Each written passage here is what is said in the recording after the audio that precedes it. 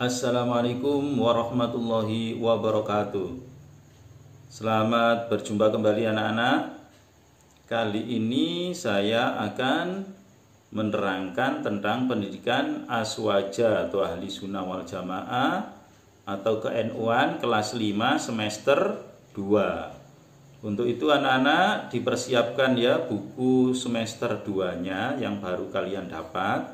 Nah, bukunya seperti ini ya. Seperti LKS, tapi ini adalah buku atau modul pembelajaran aswaja kelas 5 semester 2 ya, yang baru kalian dapatkan kemarin. Nah, oke anak-anak, pada bab pertama di semester 2 ini yaitu babnya adalah Badan Otonom Nahdlatul Ulama. Kompetensi dasar yang akan kalian dapatkan setelah pembelajaran kali ini, yang pertama yaitu KI 3-nya yaitu 3.5, mengetahui macam-macam badan otonom Nahdlatul Ulama, Muslimat NU, GP Ansor, Fatayat NU, IPNU, dan IPP NU. Kemudian untuk KI 4-nya atau keterampilannya yaitu menunjukkan macam-macam badan otonom Nahdlatul Ulama tingkat ranting tempat tinggalnya, Muslimat, GP Ansor, Fatayat NU, IPNU, dan IPP NU. Nah, kemudian materinya, nanti materi pada pembelajaran kali ini yaitu yang pertama yaitu tentang Muslimat NU, yang kedua yaitu tentang Gerakan Pemuda Ansor, yang ketiga yaitu Fatayat NU, yang keempat, Ikatan Pelajar Nahdlatul Ulama. Yang kelima, Ikatan Pelajar Putri Nahdlatul Ulama. Nah, ini yang kita mulai ya. Yang pertama yaitu Muslimat Nahdlatul Ulama. Muslimat lahir pada tanggal 29 Maret 1947 pada saat Muktamar ke-16 di Purwokerto. Kemudian yang kedua, Muslimat merupakan organisasi perempuan di bawah naungan NU. Muslimat NU sebagai organisasi kemasyarakatan merupakan wadah bagi usaha peningkatan peran wanita Indonesia pada umumnya dan wanita Islam pada khususnya.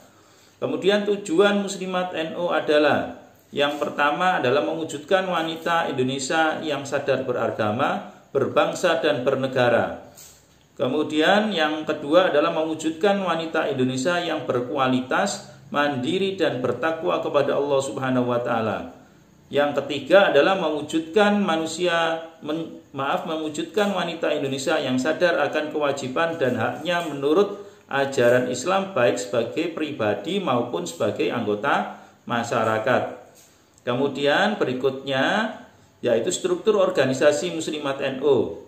Struktur organisasi Muslimat NU dibagi menjadi pimpinan pusat atau PP untuk tingkat pusat atau tingkat nasional. Kemudian pimpinan wilayah yaitu untuk tingkat provinsi. Pimpinan cabang atau disingkat PC yaitu tingkat kabupaten kota. Kemudian pimpinan anak cabang PAC untuk tingkat kecamatan. Sedangkan yang terakhir yaitu pimpinan ranting untuk tingkat desa atau kelurahan. Berikutnya, Banom berikutnya adalah Gerakan Pemuda Ansor. Gerakan Pemuda Ansor didirikan kembali di Surabaya tanggal 14 Desember 1949. Ya, setelah sebelumnya bukan bernama Gerakan Pemuda Ansor, tapi banyak namanya. Salah satunya adalah ANO, yaitu yang kemudian terhenti karena terjadinya perang kemerdekaan ya, mulai tahun 1945 seperti kita ketahui, tahun 1945 sampai 1949 itu terjadi perang mempertahankan kemerdekaan. Lah pada saat itu anggota Banser ini atau yang masih bernama Ando tadi adalah ikut berjuang melawan penjajah, melawan Belanda yang ingin menguasai kembali Indonesia. Tetapi kemudian setelah kemudian terjadi perundingan yang kemudian diakhiri dengan Belanda kembali ke negaranya, atau rakyat Indonesia berhasil mengusir Belanda yang berusaha untuk menguasai kembali. Nah, kemudian barulah GP Ansor didirikan kembali dengan nama Gerakan Pemuda Ansor, yaitu tepatnya pada tanggal 14 Desember 1949 di Surabaya. Kemudian apa tujuan GP Ansor? Tujuan GP Ansor adalah untuk membentuk dan mengembangkan generasi muda Indonesia sebagai kader bangsa yang cerdas dan tangguh, memiliki keimanan dan ketakwaan kepada Allah Subhanahu wa taala, berkepribadian luhur, berakhlak mulia serta terampil patriotik, ikhlas dan beramal soleh. Kemudian tujuan yang kedua adalah menegakkan ajaran Islam Ahlus Sunnah wal Jamaah dengan menempuh manhaj salah satu mazhab 4 di dalam wadah Negara Kesatuan Republik Indonesia. Kemudian yang ketiga yaitu berperan secara aktif dan kritis dalam membangun nasional demi terwujudnya cita-cita kemerdekaan Indonesia yang berkeadilan. Kemudian berkemakmuran, berkemanusiaan dan bermartabat bagi seluruh rakyat Indonesia yang diridhoi Allah Subhanahu wa taala. Kemudian yang ketiga yaitu perangkat organisasi GP Ansor yang terpenting dan sekarang terkenal adalah bernama Barisan Ansor Serbaguna atau yang biasa disebut dengan Banser. Nah, kemudian Banom yang ketiga berikutnya yaitu Fatayat NU. Nah, Fatayat NU ini adalah sama ya, bergerak di perempuan tetapi perempuan remaja atau pemudi namanya ya. Kalau GP Ansor itu pemuda, maka pemudinya adalah Fatayat NU ini. Nah, Fatayat NU didirikan pada 7 Rajab 1369 atau 24 April 1950. Tujuan Fatayat NU didirikan adalah yang pertama itu membentuk perempuan muda NU yang bertakwa kepada Allah Subhanahu wa taala, yang berakhlakul karimah, beramal soleh, cakap, bertanggung jawab, berguna bagi agama, nusa, bangsa, dan negara. Kemudian berikutnya tujuan yang kedua adalah mewujudkan kesetiaan dan rasa memiliki terhadap asas akidah dan tujuan Nahdlatul Ulama.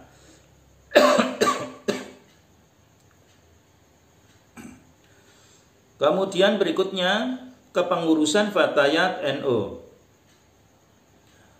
Yang pertama yaitu pucuk pimpinan PP, tempatnya di pusat atau di tingkat nasional. Kemudian pimpinan wilayah PW, pimpinan cabang, pimpinan anak cabang, dan pimpinan ranting. Hampir sama dengan organisasi atau banom-banom yang lain.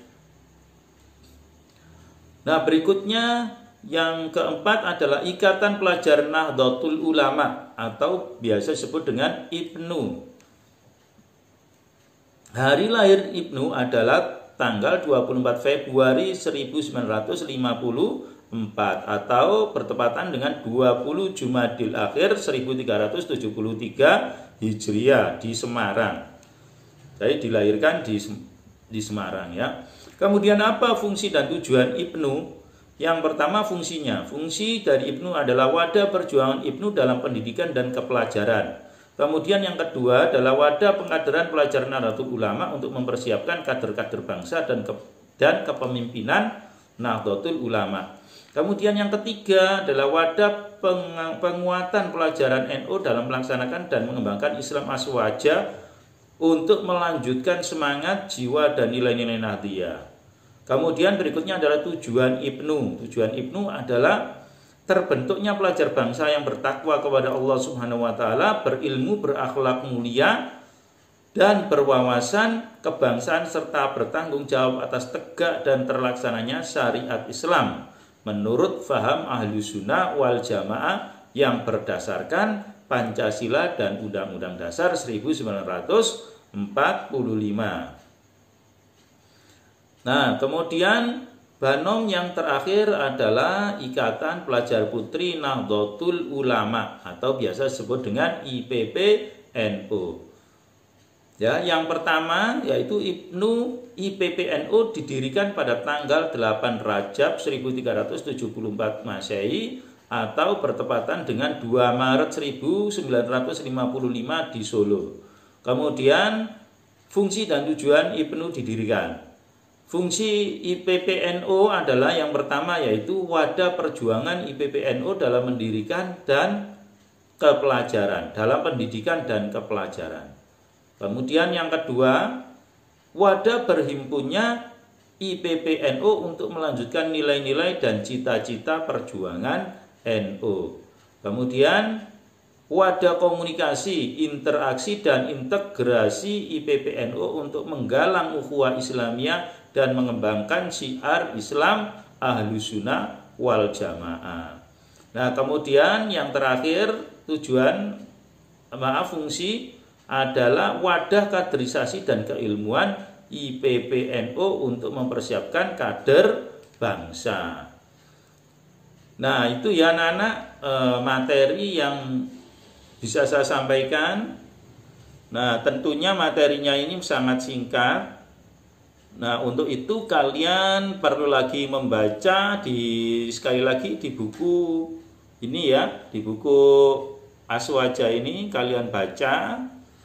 Ya, kalian baca lagi biar lebih mengerti, lebih jelas tentang banom-banom yang ada di organisasi Nahdlatul Ulama.